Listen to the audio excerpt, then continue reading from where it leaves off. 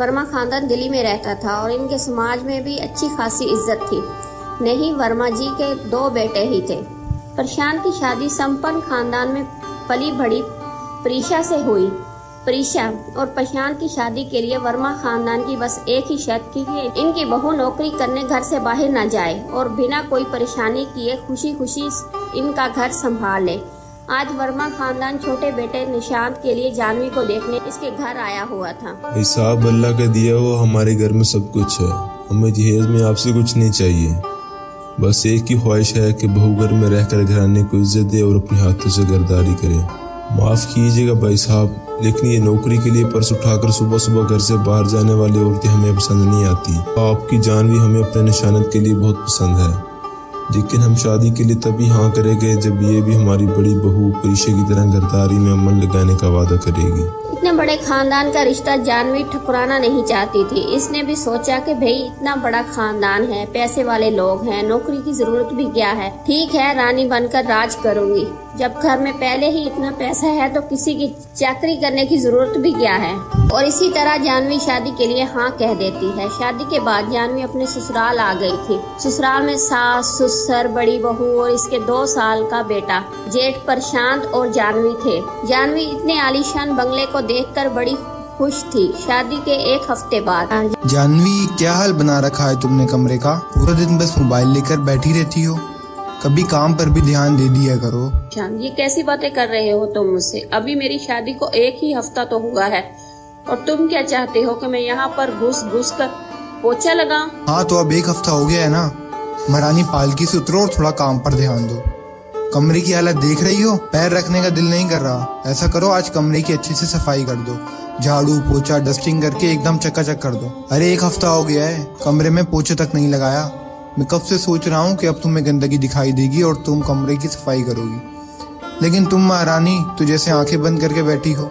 Mobile के अलावा तुम्हें कुछ सूझता ही नहीं है। और हाँ, ये जो पूरे कमरे में जगह जगह तुम्हारे कपड़े, चूड़ी और मेकअप का सामान फैला हुआ है ना, ये सब मुझे शाम तक साफ दिखना चाहिए। जानवी को तड़ी सी झाड़ लगाकर निशांत अपने ऑफिस के लिए निकल गया। बात तो सही है, 1 हफ्ते से ही मेरे घर की सफाई करने कोई आया ही नहीं। आया बड़ा मुझसे पोछा झाड़ू लगवाने वाला। अब जाकर भाभी से पूछती हूँ कि काम वाली कितने बजे आती है। जानवी प्रीशा के पास जाती है।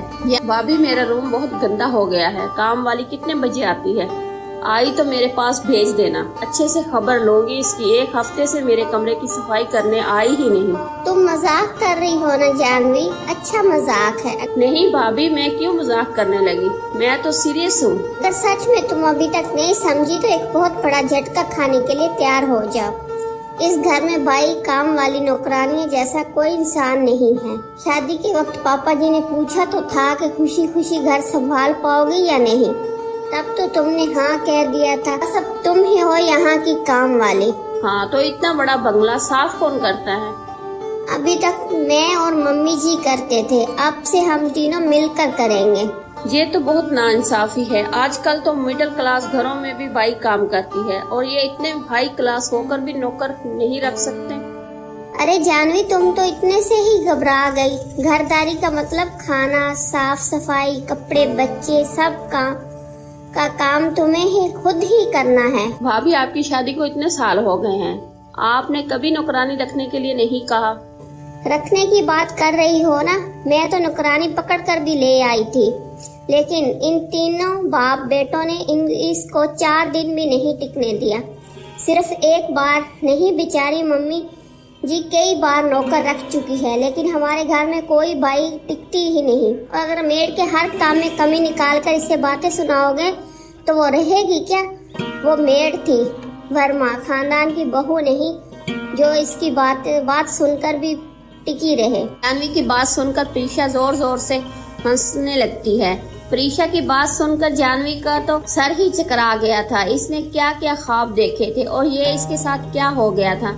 तभी इसे निशांत की बात याद आ गई और वो अपने कमरे की साफ सफाई में लग गई। 1 हफ्ते में कमरा और इसका अटैच वॉशरूम बिल्कुल कचरे का डब्बा बन गया था। बेचारी घंटों दिमाग खपाकर अपने रॉयल बेडरूम की सफाई करती है। ये सास अचानक आती है। बेटा जानवी, देखो निशांत, प्रशांत और तुम्हारे ससुर जी को बस एक ही बात से सबसे ज्यादा चिढ़ है और वो है गंदगी।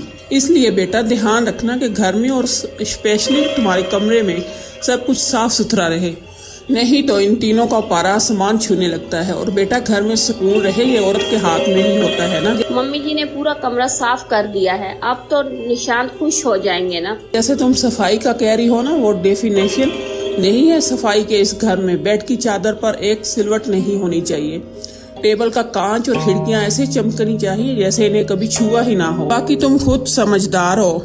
सास की बात सुनकर जानवी का दिल किया कि वो अपने सर दीवार में दे मारे। अब ये कैसे संगी लोगों के घर में मेरी शादी हो गई। या अल्लाह, मेरी तो सारी उम्र टेबल और कुर्सियां चमकाने में ही निकल जाएगी। इस बंगले में रानी बनने आई थी, मैं तो नौकरानी बनकर रह गई। मम्मी जी, बेचारी जानवी शोहर के साथ अपनी जिंदगी सुख से गुजारने के लिए जेठानी और सास के साथ मिलकर पूरा दिन घर चमकाने में लगी रहती।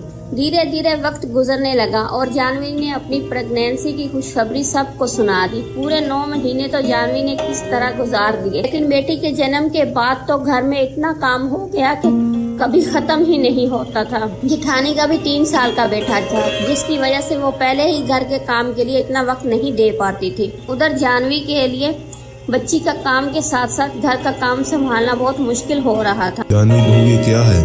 देखो तो साहब, सोफा कैसे गंदा हो गया। घर में 3 औरतों के होने पर भी गंदगी फैली हुई है। आज तो कपड़े भी प्रेस नहीं थे, मैंने खुद अपने कपड़े प्रेस करके पहने। पता नहीं क्या करती हो घर में दिन भर। परेशान बेटा, दोनों बहू बच्चों के चक्कर में परेशान रहती हैं और मैं अकेली कितना घर संभाल पाऊंगी। एक आध काम ऊपर नीचे हो भी जाए तो क्या होगा। तुम ज्यादा बहू की तरफदारी मत किया करो। क्या पूरा दिन बहू बच्चों को ही संभालती रहेगी? एक मेड लगा लेते हैं ना, हम तीनों कितना काम संभाले। थक गई हूँ मैं तो काम करते करते। एक तो दिन भर घर और बच्चों में फंसो, ऊपर से बातें भी सुनो। पैसों की भी ऐसी कोई कमी नहीं है कि काम वाली रखी न जा सके। बहुओं को ऐसे परेशान देखकर सास एक दिन काम वाली को बुला लेती है। अगले ही दिन से एक हट्टी कट्टी नौकरानी घर के काम करने के लिए आने लगती है।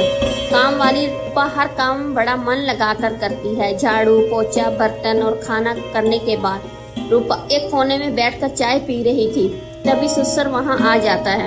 देखो, जैसी ये सास बहू है, काम वाली भी बिल्कुल वैसी ढूंढ कर लाई है। टेबल पर तो देखो कैसे पोछे के निशान दिखाई दे रहे हैं। ऐसी सफाई होती है क्या? ससुर इतना बोल ही रहे थे तभी निशान के चलाने की आवाज सुनाई देती है। रूपा, ये क्या कर दिया?